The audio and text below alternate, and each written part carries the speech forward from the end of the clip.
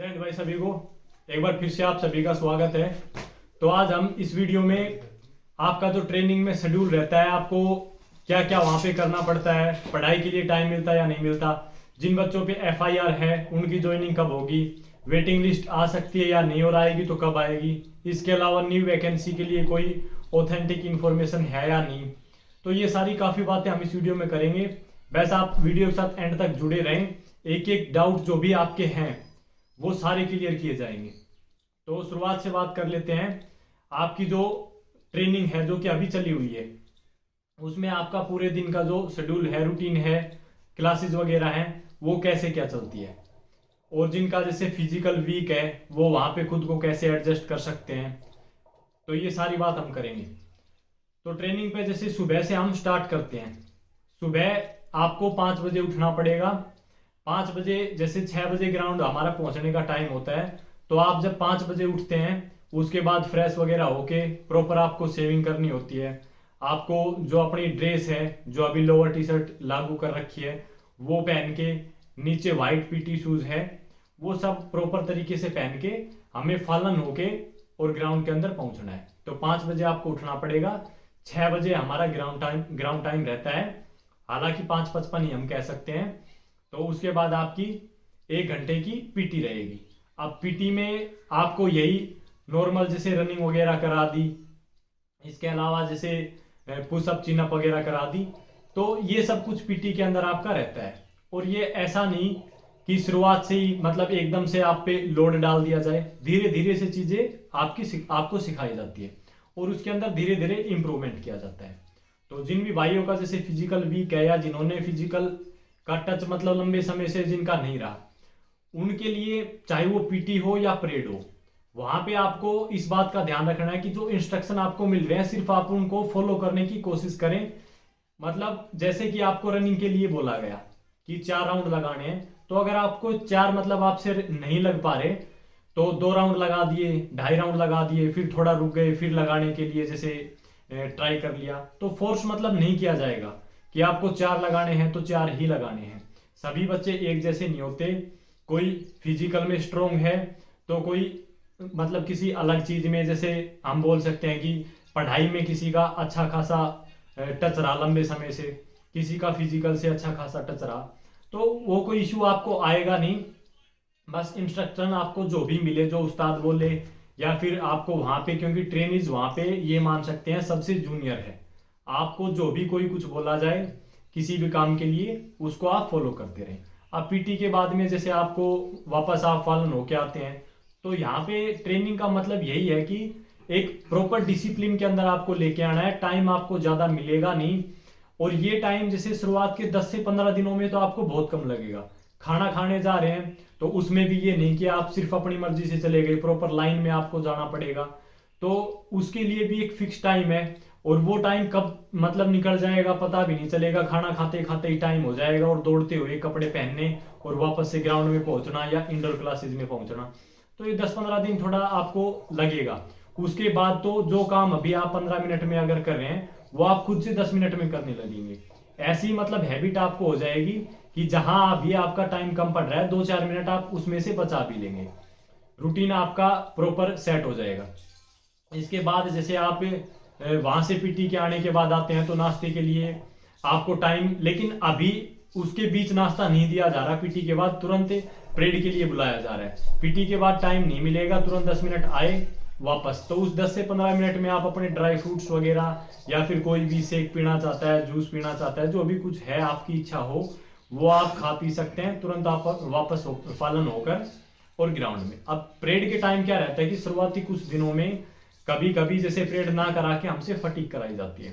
Fatigue का मतलब क्या है कि जैसे आप जिस भी ट्रेनिंग सेंटर के अंदर हैं, वो अभी आपका घर है, वहां पे आपको रहना है। तो फटीक के अंदर जैसे बैरक्स की सफाई हो गई, अंदर से बाहर से टॉयलेट एरिया हो गया, या फिर इसके अलावा जो भी ट्रेनिंग सेंटर का एरिया है उसमें पेड़ पौधे हैं उनको ठीक तरीके से, जैसे घास वगैरह है वो वहां से हटानी, टहनियाँ वगैरह लटकी हुई है उनको कट करना, तो ये सारी चीजें चलती रहती हैं। और इन सब में आपको इंजॉय करना है, किसी भी तरीके से आपको ये फील नहीं करना कि हमसे ये क्या काम कराया जा रहा है। चाहे कोई सब इंस्पेक्टर लग के जाए या फिर इससे ऊपर की किसी पोस्ट पे लग के जाए, ट्रेनिंग होती है और सबके लिए सेम रहती है। काम वहां पे सभी को करना पड़ता है। काफी भाई अपने ऐसे भी हैं जो दूसरी तीसरी बार ट्रेनिंग कर रहे हैं, पहले जिन्होंने ट्रेनिंग कर रखी है, तो ये सभी के लिए सेम रहेगी और ये आपको करनी पड़ेगी। अब इसके बाद आपकी इंडोर क्लासेस रहती है।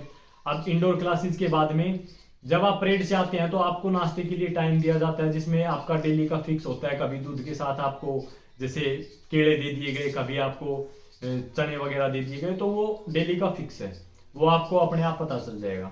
इसके बाद आपकी इंडोर क्लासेस चलती है। आप इंडोर क्लासेस के अंदर अभी तो आप जैसे लोअर टी शर्ट के अंदर जा रहे हैं, धीरे धीरे आपकी ड्रेसेस वगैरह जो है वो कंप्लीट हो जाएगी, आने लग जाएगी।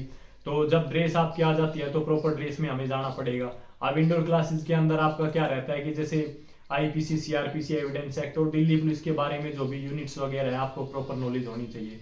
तो वही सब कुछ आपको बताया जाता है, क्योंकि ये सारी चीज़ें हमारे लिए ज़रूरी भी है। अगर आप एक पुलिस की जॉब में हैं तो काफ़ी इंपॉर्टेंट आपके लिए रहती है, और इन्हीं के बेस पे फिर मिड टर्म एग्जाम होते हैं, आपके फाइनल एग्जाम होते हैं। तो धीरे धीरे अपना नोट करते रहें, लेकिन लोड वाली कोई बात नहीं कि जैसे हमने पहले पढ़ाई की वैसे आप बिल्कुल मतलब लोड लेकर दिन रात ये मान के चले कि हमें 2-2 ढाई घंटे यही पढ़ना है। जो क्लासेस में पढ़ा रहे बस उस पर ध्यान रखें, कुछ थोड़ा बहुत इंपॉर्टेंट जो आपको लग रहा है उसको नोट करते जाएं। और नोट तो आप जो बता रहे हैं उसको कोशिश करें कि एक एक चीज जो बताई जाए इसको नोट करें, क्योंकि धीरे धीरे हमें वो नोट करते हैं तो याद होने लगती है।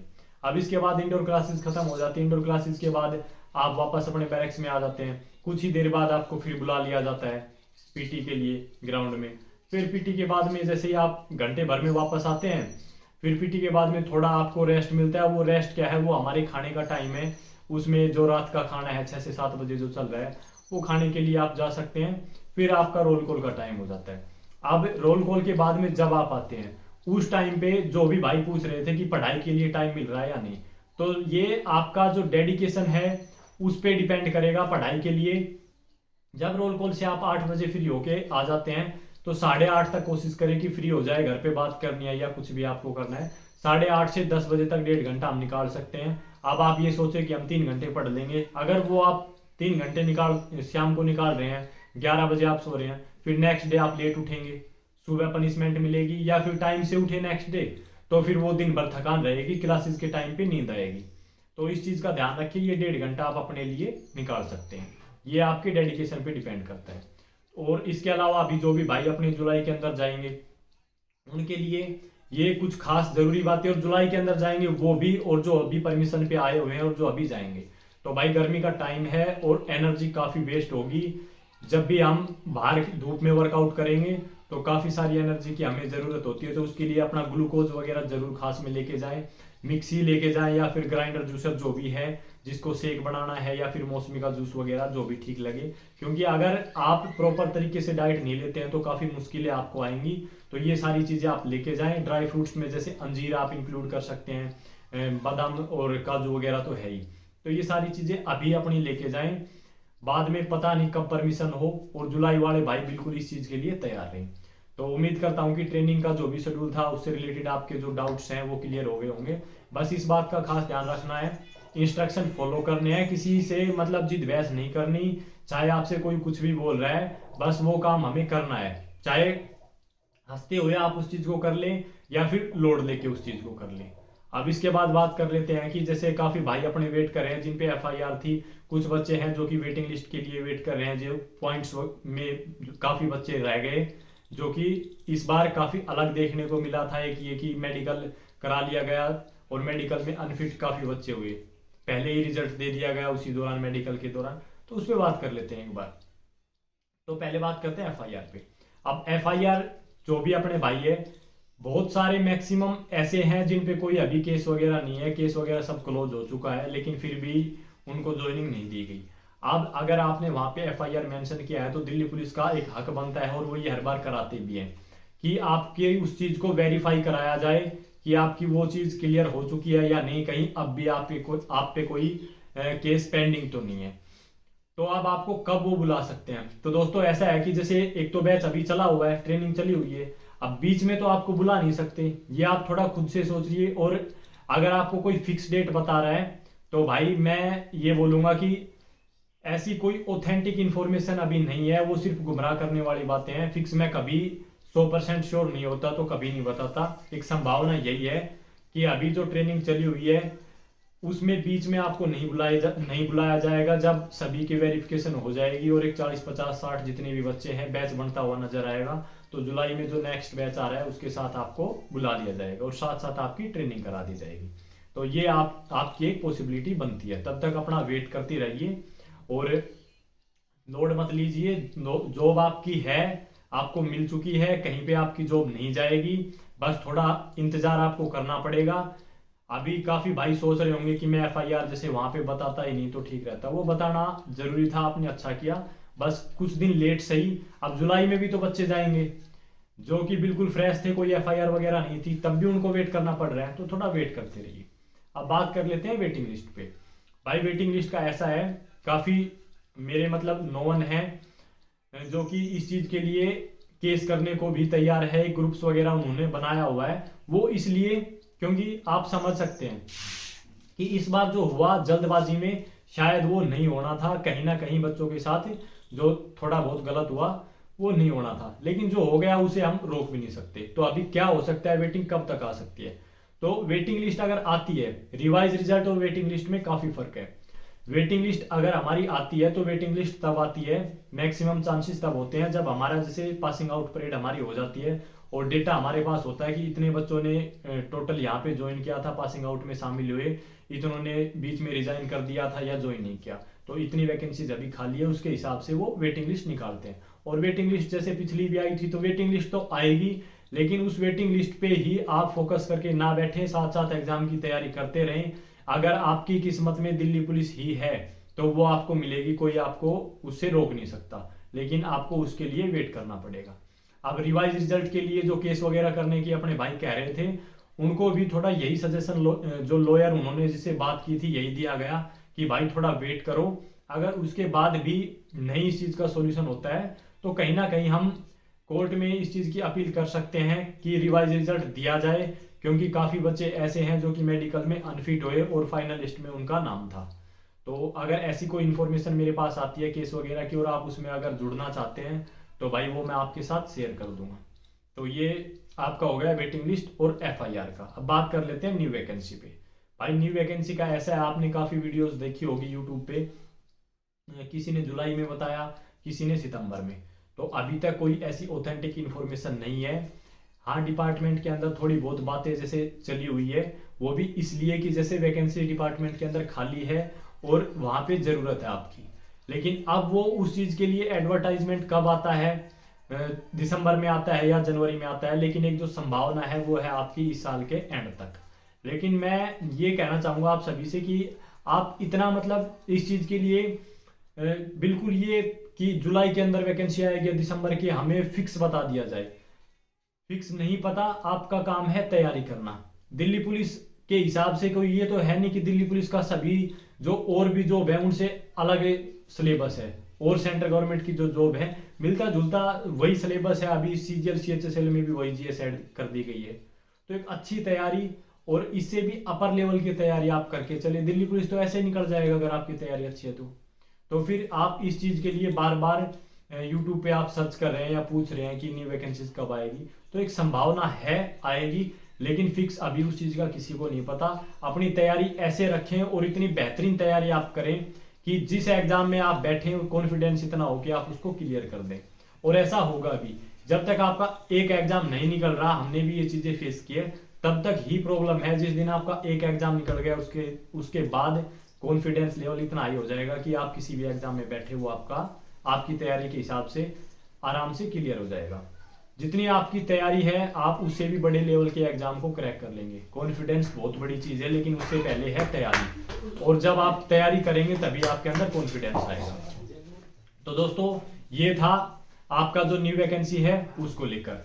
अब इसके बाद बात कर लेते हैं, काफी सारे जो भी डाउट्स है, मैं उम्मीद करता हूँ कि मैंने आपके डाउट्स है वो मैं क्लियर कर पाया। और कुछ जरूरी बातें जो कि आपको ट्रेनिंग पे जा रहे हैं या फिर दिल्ली पुलिस में आप ज्वाइन कर रहे हैं तो पता होनी चाहिए। लीव को लेकर काफी बच्चे थे जो कि हमें लीव चाहिए, बीच में हमारा एग्जाम है, भाई की शादी है, बहन की शादी। एक वीडियो मैंने इस पे डाली हुई है, फिर भी बच्चे मैसेज कर रहे थे, कमेंट्स कर रहे थे, तो भाई देखो ऐसा है कि जैसे आपका एग्जाम है, तो एग्जाम के लिए प्रॉपर आपको वहां पे इंटीमेशन देना है। ऐसा नहीं कि आप उस चीज को मतलब किसी को बताए नहीं, फिर अचानक से एप्लीकेशन लेके जाएं कि सर हमें लीव चाहिए, 2 दिन की चाहिए, 3 दिन की, हमारा ये एग्जाम है। तो आप जब आप वहां पे जाते हैं तो सीएलआई में आपको अपना सीएलआई ऑफिस जाके प्रॉपर इंटीमेशन देना है कि हमारा ये एग्जाम है, और एक कंडीशन ये है कि जो आपका एग्जाम है वो आपका अपर ग्रेड पे का होना चाहिए, लेवल उसका ज़्यादा होना चाहिए, तभी आपका वो इंटीमेशन एक्सेप्ट होगा। तो आप अपना प्रॉपर इंटीमेशन दीजिए। इंटीमेशन के बाद जब भी आपका एग्जाम आता है, डेट फिक्स होती है, 1-2 दिन पहले अपनी एप्लीकेशन लिखिए, और उसी के हिसाब से 1 दिन की 2 दिन की छुट्टी आपको दे दी जाएगी।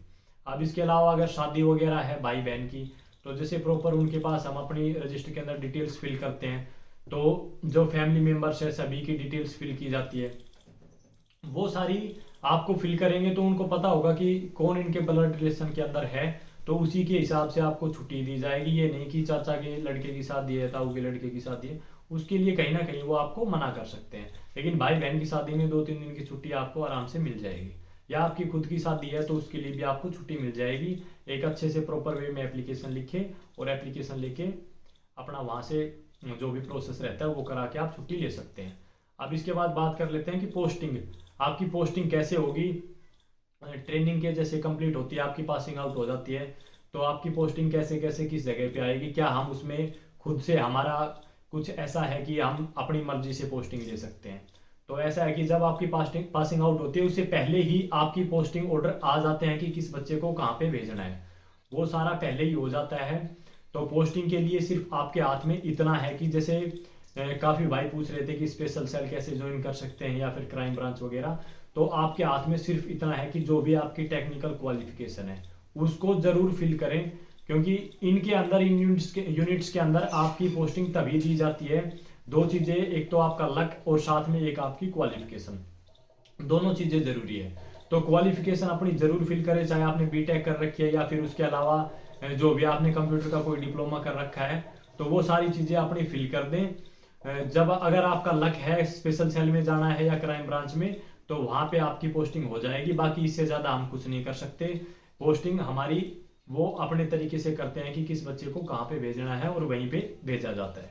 तो ये था दोस्तों पोस्टिंग का। स्वेट कमांडो पे मैं वीडियो डाल चुका हूँ, उसके लिए आपसे वो बोला जाएगा उस टाइम पे जब आपके लास्ट जैसे 9 मंथ के बाद ट्रेनिंग रहती है, कमांडो कोर्स रहता है, तो उसमें भी 2 चीज़ें हैं। पहले काफ़ी ऐसा भी हुआ कि जो आपका फिजिकल आउटडोर है उसके नंबर है, उसके हिसाब से भी बच्चों को कमांडो के लिए सेलेक्ट किया गया। लेकिन अभी पिछले बार ऐसा हुआ कि बच्चों से मतलब पूछा गया इस चीज़ के लिए, जो इंटरेस्टेड थे कमांडो कोर्स कर सकते हैं।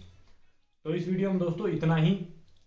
बाकी कोई अगर आपको डाउट अब भी रह गया तो भाई वीडियो अब काफ़ी लंबी हो चुकी और हो जाएगी, तो आप इंस्टाग्राम पे मैसेज कर सकते हैं। मैं लिंक इंस्टाग्राम का डिस्क्रिप्शन में डाल रहा हूँ, या फिर कमेंट्स कर सकते हैं। कॉमन कोई ऐसा कमेंट्स हुआ जिसकी सभी को मतलब ज़रूरत है, या फिर मुझे लगेगा कि हाँ वीडियो इस पर डालनी चाहिए, तो मैं उस पर आप सभी के लिए वीडियो लेके आऊँगा। तो दोस्तों धन्यवाद, और अपने चैनल से जुड़ना बिल्कुल ना भूलें। चैनल को सब्सक्राइब करें और वीडियो को लाइक और शेयर करें।